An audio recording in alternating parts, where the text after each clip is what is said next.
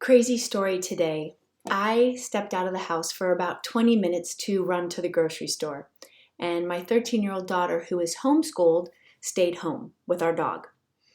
And while I was gone, a man came to the house, a burglar, a robber came to the house and looked through some windows to try to get in, ringing the doorbell, and our dog started barking like crazy, and my daughter immediately sensed danger.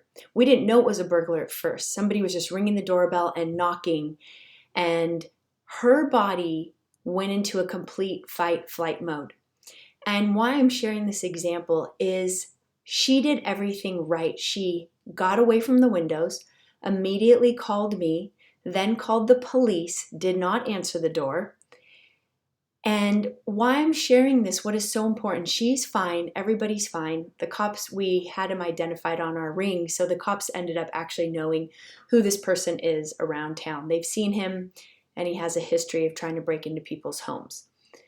What is important about this is that the first thing she said to me when she was done crying and shaking is, what would I have done next?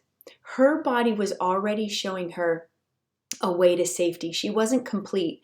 She was scared for too many minutes alone, and she hid and did all the right things. She listened to her body. She didn't answer the door.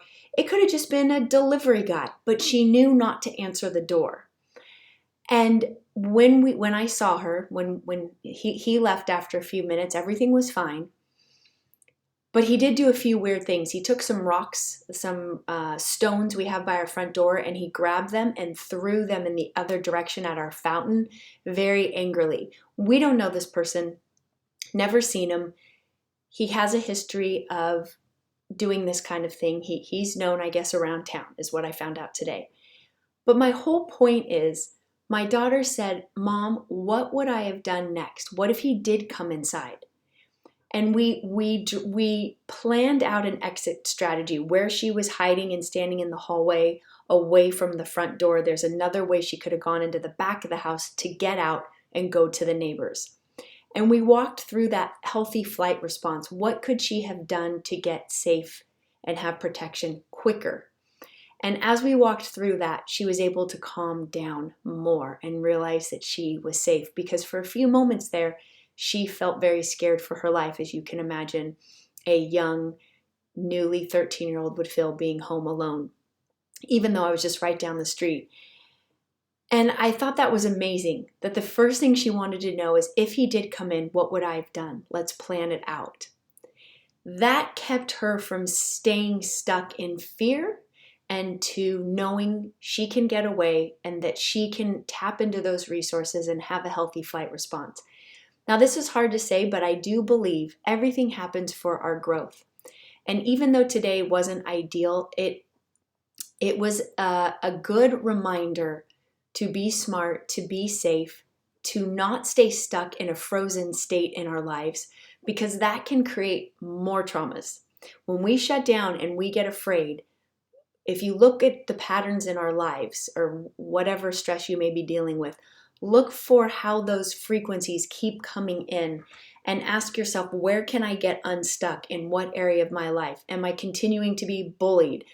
Am I continuing to not speak up when I need to, or know that I can have freedom? Whatever that theme is, without getting stuck in the details, I have my voice. I have freedom. All is fair in the universe. I am loved and loved back equally. I treat people with kindness. I am treated with kindness. When you practice saying these statements, if they don't land in your body and you can't feel them wholly, look at that. Go to work on that. Ask for support. Get help. If you know me on my channel, I'm all about that, because I do. Like my last video, I talked about how I recently asked for help, and I'm doing much better now. I'm going to talk to him again just to be safe, because we don't want those situations and patterns to come up again, or have another abusive relationship or another run-in with danger or darkness. Look at those roots of those patterns that keep showing up and know that you have a choice to heal them. So I took today as an opportunity for my family. We had a meeting, my husband and daughter and I, what we could all learn from it, how we can all be better.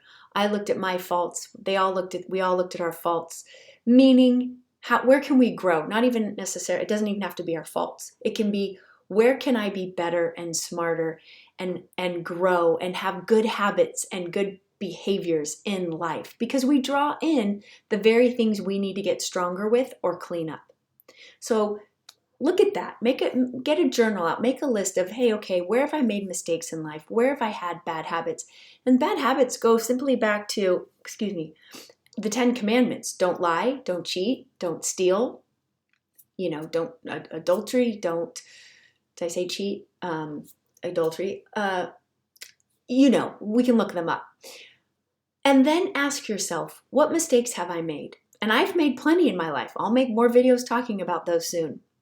And it has not been easy. And I do see, no matter how much pain I'm in, that the universe, God, is always looking out for me, and that it's not God or the universe punishing me. It's my gift to clean it up once and for all. Look at it that way. What are you still stuck with? What keeps showing up that you're sick of? What symptom, what sensation, what outer circumstance? And that's what I took today as an opportunity to look at. And we did all grow. We got smarter and stronger, knowing we are safe, we are loved, we are being smarter and protecting ourselves. And when we've made mistakes, how we've handled them. And that is the beautiful thing about life. Take every situation, no matter good or bad, and ask yourself, how can I be stronger and better? Self-reflection. That's why we go to Self-Realization Fellowship, Know Thyself, with Yogananda. And he talks a lot about cleaning up those bad habits. They will pull at us. So what are those bad habits? Smoking, drinking too much, overeating, too much sex indulgence, too many unhealthy relationships because you want love so bad, lack of a spiritual connection and meditation, too much TV watching. Those are your signals of, am I getting closer to my true self and my spiritual connection, or am I moving further away from it in the material world? So with this video, I'm taking something that could have been catastrophic and very scary today to teach. It steps up our game to be smarter, wiser, and have good habits. Because if we're drawing something in, then there's something deeper we can clean up. That's how I look at it. And let it be a blessing. Let your life be better because you're owning your part and you're looking at everything that you do or have done and asking yourself, how can I be better? How can I be better? I'd love to hear from you and hear your stories of something you've worked on. And like I said, with mine, it's to be more honest and not afraid to be vulnerable and speak the truth about any of my past mistakes. That's what I took today as an opportunity to do, and share some things with my daughter that I had never shared before. And she loved it. She said, I see you more as my friend than a mother. So what opportunities can you take that can make you better to be more real or more vulnerable for your own spiritual, emotional, mental health growth, reflection, growth, improvement? I would love to hear your comments.